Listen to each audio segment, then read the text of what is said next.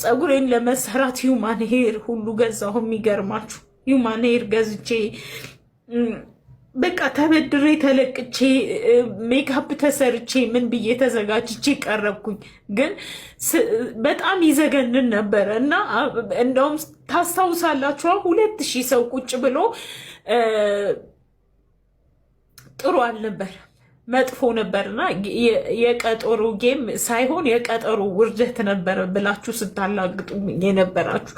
ከዛ ውጪ ግን ማለት ነው ቃል የገቡልኝ ሰዎች ነበሩ። ቃል የገቡልኝም ሰዎች ቃላቸውን አጥፈው ቃላቸውን በልተው እናንተ የምታውቋቸው በቲክቶክ አሉ ብላችሁ የምታምኗቸው ሰዎች ቃላቸውን በልተው እስከነ መፈጠሬ እረስተውኛል። ዛሬ እኔ አልፋለሁ ከዚህ ምድር ላይ ሁላችንም እናልፋለን። ምናልባት አንድ እውነተኛ ቦታ ይኖራል። እዚህ ቦታ እየቀላመድን ከሆነ እውነተኛ ቦታ ይኖራል። እኔና እናንተ ፌስ ቱ ፌስ የምንገናኝበት እግዚአብሔር ከፈቀደ ማለት ነው። ያን ጊዜ እውነት እግዚአብሔር ፍርዱን ይሰጣል። ሌላ ምንም አልልም። ግን ቃል የገባችሁትን ነው። ቃል ያልገባችሁትን አይመለከታችሁም። ቃል ያልገባችሁልኝ እኔ ግን በራችሁን ያንኳኳዋለ። ከነዛ መካከል አንደኛው አዶናይ ነበርክ። ግን 1.5 ሚሊዮን እይታ የነበረውን ቪዲዮ አንስቼዋለሁ። ምክንያቱም አንተ ልትመልስልኝ ፍቃደኛ ስላልነበር ለዛም አመስግኜሃለሁ። ምክንያቱም ባይገባኝም ማለት ነው ምናልባት አላቅም ሁሉም ነገር ሪዝን ሊኖረው ይገባል። አላቅም እኔ ጋር ችግሩ ሌላ ነገሩ አልገባኝም። ከዛ ውጪ ግን ማለት ነው የራሳችሁን ቪዲዮ እየሰራችሁ ለምትሰድቡኝ ሰዎች ሹፌር ነኝ በቃ ብዬ ተናግሬያለሁ። ሹፌር ነኝ ለ11 ዓመት ሹፌር ነኝ፣ የታክሲ ሹፌር። ከዛ በፊት ደግሞ የፋሚሊ ሹፌር ነበርኩኝ። እና እባካችሁን ስራ ፈልጉልኝ። ስራ እኔ ውጪ ቢሆን የበለጠ ደስ ይለኛል፣ ካምፓኒ ቢሆን ደስ ይለኛል። ምክንያቱም እድሜ ብዙ ኪሎ ሜትሩ የበረረ ሴት ነኝ እና እንደዚህ እንደ ጩሎ መናጨቅ አይደለሁም። በቃ በእውነት ደክሞኛል። እግዚአብሔር ምስክሬ። እንጀራ ፈልጉልኝ በቃ የምትችሉ ኢትዮጵያውያን፣ በተለይ ደግሞ እዚህ ቦታ ላይ እዚህ ኢማራት ላይ ይሄን ነገር ሼር አድርጉት። የራሳችሁ የሆነ የድርጅት ምናምን ያላችሁ ሰዎች እባካችሁን በቃ እንጀራ ፈልጉልን፣ አታጡም እና እባካችሁን ብዬ ለምናችሁ በእግዚአብሔር። ስትመርጪ ወይም ደግሞ ባል ስታማርጪ ነው ቆመሽ የቀረሽው ብላችሁ ያላችሁ ሰዎች አላችሁ። ለባል የመጣልኝም ሰው የለም፣ ባል ሆናለሁ ብሎ የመጣ የለም፣ የጠየቀኝ የለም። እውነቱን ለመናገር እንደ ሰው ወግ ደርሶኛል ብዬ በፍቅር የቀረብኩት ሰው እንኳን አፍቃሪ ሆኖ አይደለም የመጣው። እንደዚህ ሰውን አምናችሁ ማለት እኔ በቃ ልክ እንደ ማንኛውም ሴት ወግ ደረሰኝ።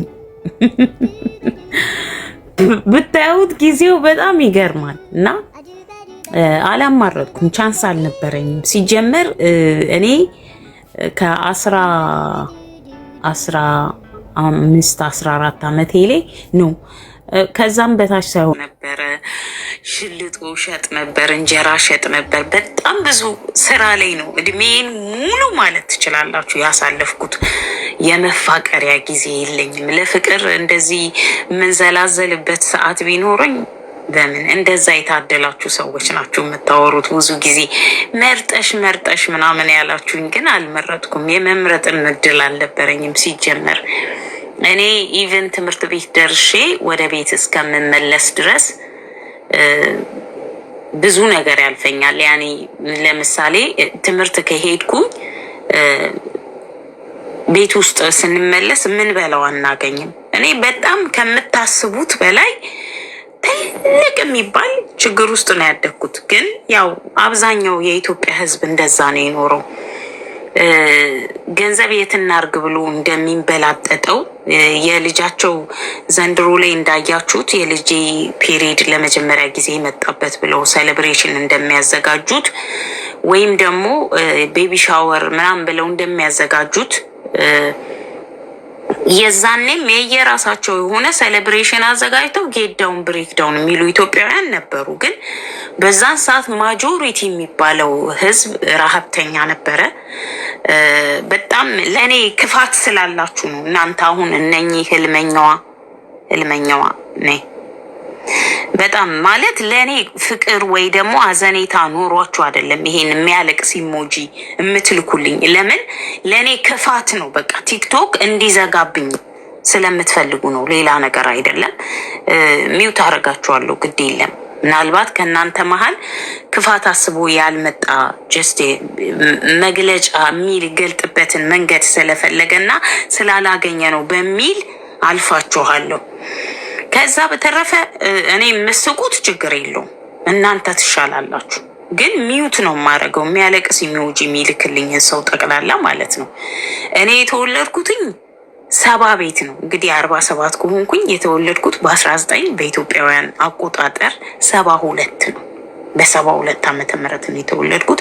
ያ ማለት የድርቁ ሰዓት 5 ዓመቴ ነበረ፣ በ77 ማለት ነው። እናንተ በዛ ሰዓት ጭራሽ እናትና አባታችሁ አልተጋቡም፣ ብዙዎቻችሁ እዚህ ውስጥ ያላችሁት። ግን እኔን ጃጅ ማድረግ ትንሽ አይከብድም? እኔ 5 ዓመት ልጅ እያለሁ እናንተ እናትና አባቶቻችሁ አልተጋቡም። እኔን ጃጅ ማድረግ ትንሽ አይከብድም? ዘንድሮ የፀጉር ቫይታሚን፣ የሆድ ቫይታሚን፣ የውስጥ ቫይታሚን ምናምን ነው የምትኖሩት። እኛ የምንበላው ምግብ አልነበረንም። ብዙ ቫይታሚን ያጣው ፀጉሬ ይዘገንን ነበር። ከሁሉ በላይ ከተፈጥሮዬ ሁሉ የሚሰቀጥጥ